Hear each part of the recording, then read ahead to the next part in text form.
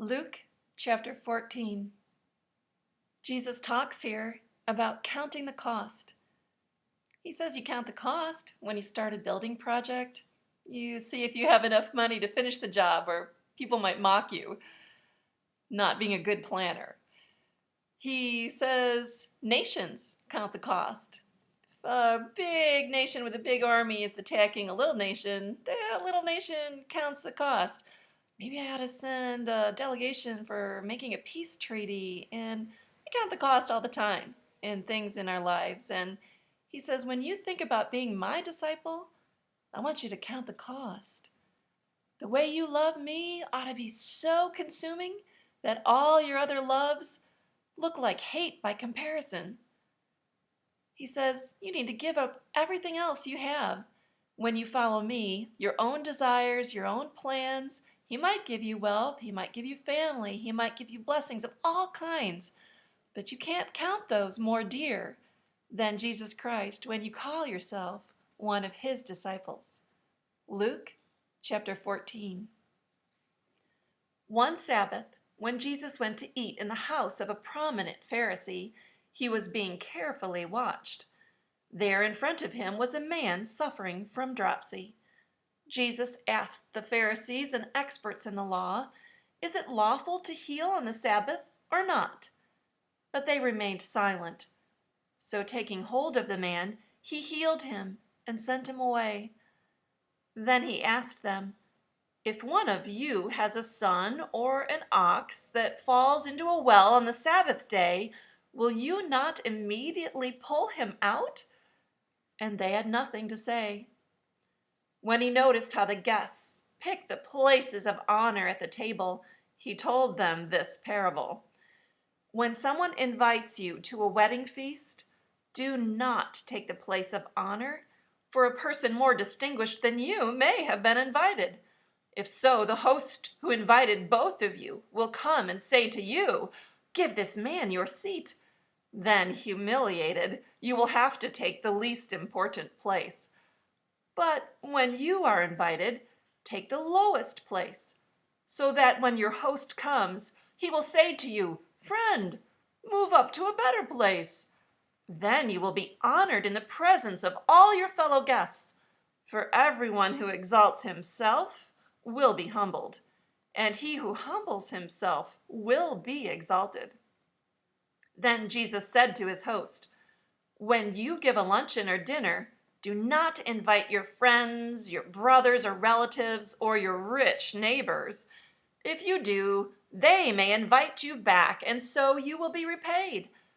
But when you give a banquet, invite the poor, the crippled, the lame, the blind, and you will be blessed. Although they cannot repay you, you will be repaid at the resurrection of the righteous." When one of those at the table with him heard this, he said to Jesus, "Blessed is the man who will eat at the feast in the kingdom of God." Jesus replied, "A certain man was preparing a great banquet and invited many guests. At the time of the banquet, he sent his servant to tell those who had been invited, 'Come, for everything is now ready.' But they all alike began to make excuses. The first said, 'I have just bought a field and I must go and see it. Please excuse me.'